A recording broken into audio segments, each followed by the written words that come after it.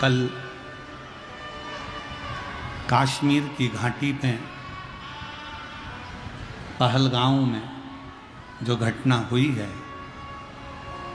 वो दिल को झंझोड़ने वाली है, झंझोड़ने वाली।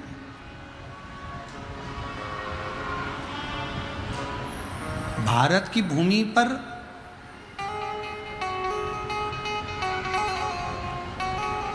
हिंदुओं की मौत कब तक होती रहेगी? कभी बंगाल में हिंदू मारा जाता है और कभी कश्मीर की घाटी में कपड़े उतार कर देखा जाता है कि हिंदू है और गोली मार दी जाती है। करोगे क्या? कैंडल मार्च निकाल लोगे, पुतले जला लोगे, बन सकेगा तो थोड़ा थोड़ा नारा लगा लोगे और फिर शांत होकर बैठ जाओगे? फिर शांत। मेरा निवेदन है सनातनियों, मेरा निवेदन है सनातनियों, जाग जाओ, अब मौका है।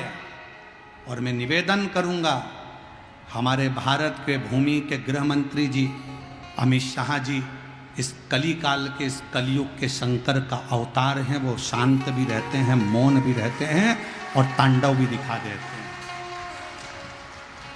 भारत की भूमि के वो गृह मंत्री अमित शाह जी शिव का एक रूप है और मुझे पूर्ण भरोसा है कि उनकी मौनता, उनकी चुपता और बाद में उनका तांडव जरूर देखने को मिलता है। और मुझे विश्वास है इन आतंकियों का अंत होना चाहिए। पर समझने वाला विषय है कि वो आतंकी केवल हिंदू को पूछकर, उन्होंने ब्राह्मण नहीं पूछा, उन्होंने क्षत्रिय नहीं पूछा, उन्होंने शूद्र नहीं पूछा, उन्होंने तो पूछा ये हिंदू है और गोलियों से भून दिया।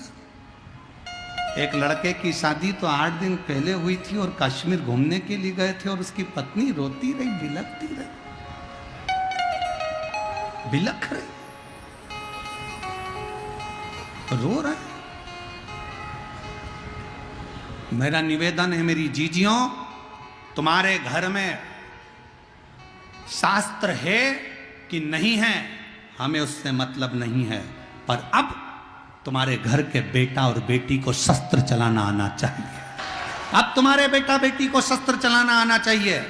बेटी को भी शस्त्र चलाना सिखाओ और बेटों को भी शस्त्र चलाना सिखाओ। हमारे सनातन धर्म का कोई देवता बिना शस्त्र के नहीं है, तो हमारा घर बिना शस्त्र के नहीं होना चाहिए।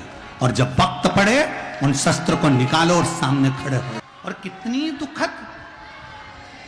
दुखद घटना कि पूछा जा रहा है तू हिंदू है और गोली मारी जा रही है। बंगाल में देखा जा रहा है हिंदू है और घर से निकाल कर मारा जा रहा है। और संसद भवन में बैठे हुए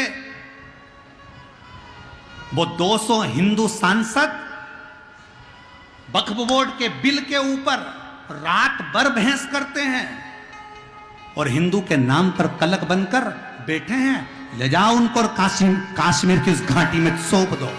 कश्मीर की घाटी में ले जाकर सौंप दो कि जो सनातन धर्म को छोड़कर हिंदू होकर हिंदू के लिए अपशब्द कहते, क्या जरूरत है इसकी, क्या जरूरत है उसकी? अरे थोड़ा